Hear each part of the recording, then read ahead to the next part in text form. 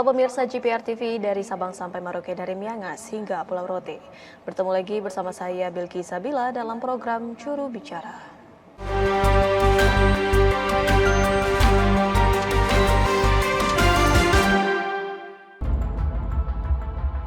Pemerintah tengah merancang aturan kerjasama antara media massa dan platform digital melalui rancangan peraturan Presiden Publisher Right.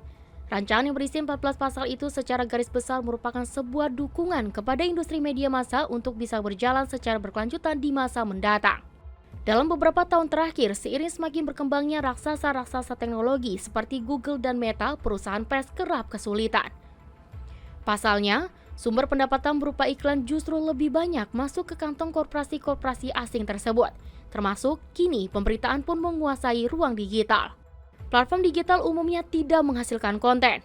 Mereka notabene bukan produser berita, tetap memainkan peran kunci sebagai distributor berita.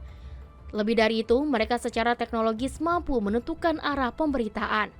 Algoritma kurasi dalam praktiknya sangat menentukan konten apa yang layak dibuat pengguna dan disebarkan melalui platform media sosial atau mesin pencari. Dominasi platform digital inilah yang perlu diatur supaya hak penerbit di Indonesia dapat terlindungi. Melalui rancangan Perpres Publisher Right pula, konvergensi media dapat memberi peluang yang sama, baik untuk media massa konvensional maupun media baru sehingga terciptanya ekosistem media yang lebih sehat. Ekosistem pers nasional memang sudah seharusnya mencari keseimbangan baru untuk bertahan hidup di tengah gempuran platform digital. Para pelaku di industri pers sejatinya harus berinovasi dan memperbaiki segala kelemahan, tak terkecuali kekosongan payung hukum untuk melindunginya.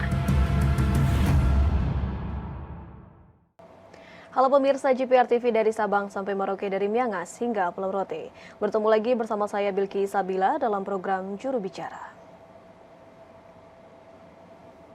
Ya pemirsa, ketika negara hadir menjembatani masalah ketidakadilan antara platform digital dan industri media melalui Publisher Right, tentunya seorang insan pers akan merasakan ada secercah harapan mengenai masa depan media yang lebih sehat dan tentunya lebih berimbang.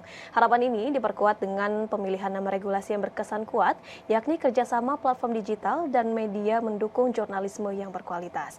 Langkah Kementerian Komunikasi dan Informatika yang dipercaya menetaskan regulasi tersebut dengan menindaklanjuti permintaan Presiden agar segera menerbitkan regulasi tersebut sebagai peraturan Presiden atau Perpres. Kita akan membahasnya hari ini lebih dalam bersama dengan Dirjen IKP Kemenkominfo Republik Indonesia, Bapak Usman Kansong. Assalamualaikum, selamat malam Pak Dirjen. Waalaikumsalam, selamat malam Bilkis. Ya, Pak Dirjen, berbicara mengenai Publisher Right, ini bagaimana Pak Dirjen melihat kondisi ekosistem media atau pers nasional sehingga sangat dibutuhkan segera payung hukum untuk menyelamatkan masa depan pers. Bagaimana Pak Dirjen? Iya, memang pers kita dalam bahasa Presiden ketika memberi sambutan di Hari Pers Nasional 9 Februari 2023 di Medan tidak sedang baik-baik saja. Pers kita menurut saya ini sedang menghadapi 3 tantangan. Yang pertama tantangan teknologi. Ya, tantangan teknologi ini dengan hadirnya teknologi digital, maka pers kita ya cenderung kemudian beradaptasi dengan media-media digital atau platform digital begitu. Nah, kemudian yang kedua ada tantangan ekonomi. Ya, tantangan ekonominya apa? Iklan, kemudian sebagian besar lari ke media sosial. Bahkan bisa kita katakan lari, artinya orang sekarang banyak beriklan di platform global, platform digital global begitu. Jadi catatannya seperti disampaikan Presiden itu 60%, ya 60% iklan itu dinikmati oleh platform besar, platform digital besar begitu. Nah, tantangan ketiga adalah tantangan jurnalisme. Ya, karena 2 tantangan tadi, tantangan teknologi dan tantangan ekonomi, maka ada tantangan jurnalisme. Apa itu tantangannya? Menurunnya kualitas jurnalistik, menurunnya kualitas informasi ataupun berita yang ditampilkan oleh media. Sebagai contoh, karena tantangan teknologi, ketika media banyak yang beralih ya atau punya juga website atau edisi online-nya, maka media lebih banyak mengandalkan kecepatan daripada keakuratan begitu.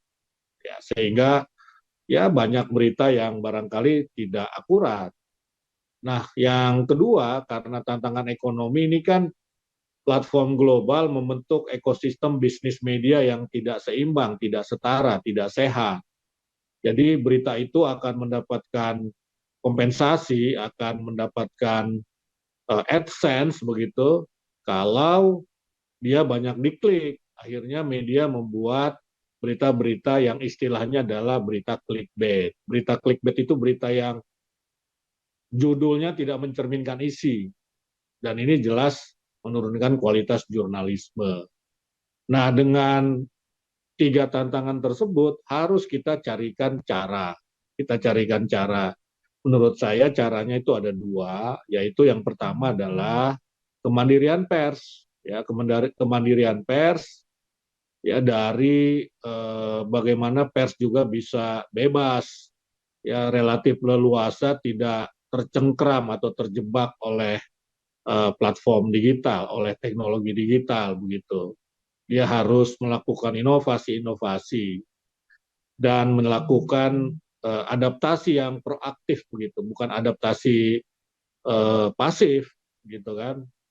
Nah, ini kemandirian pers menjadi penting. Yang kedua adalah harus ada payung hukum, ya payung hukum yang mengatur supaya terbentuk ekosistem bisnis media yang sehat sehingga akan tercapai jurnalisme yang berkualitas. Kira-kira begitu.